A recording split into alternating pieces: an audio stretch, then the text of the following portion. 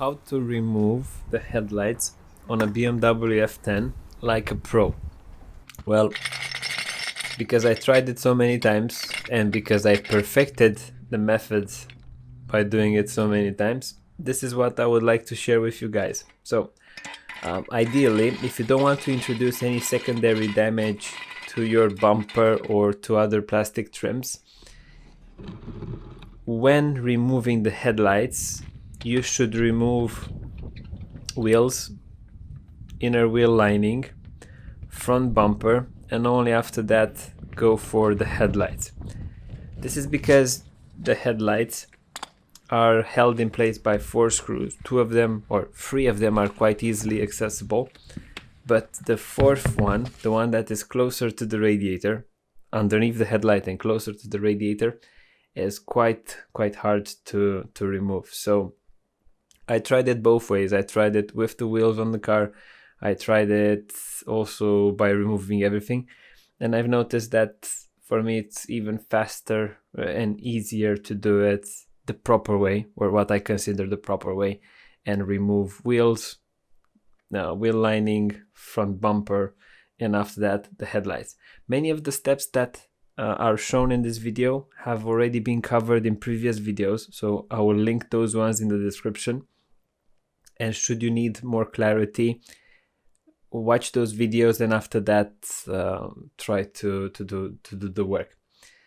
The majority of bolts, or not the majority, all of them are normal bolts, so metric 8, Torx bits, and some plastic clips that will need to be removed, so no special tools needed.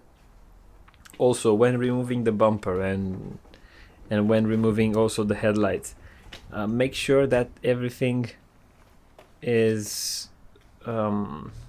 easy to remove. So when you feel resistance in something, stop and check to make sure that you have removed everything. All the components on the front bumper are very easy to work on and should be able to be removed, or you should be able to remove them without too much effort. And I would also say that you can do it by yourself. You don't need someone to help you.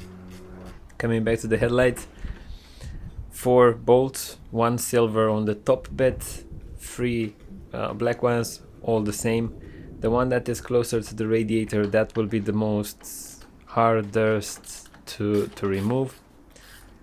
On the right side is quite accessible. On the left side, that is where you will struggle the most. I prefer using a long extension and some adapters, some of those oscillating sockets, but take your time. And also it's another thing, when you are removing these bolts, it's one thing.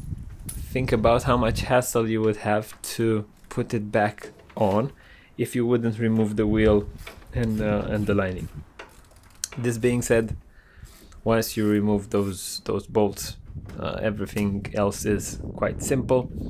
Disconnect the last coupler and you should be done with this type of work. I hope that this video helps. If I forgot something, or if you have ideas for future videos, let me know in the comments below. And on that note, I shall be seeing you in the next one.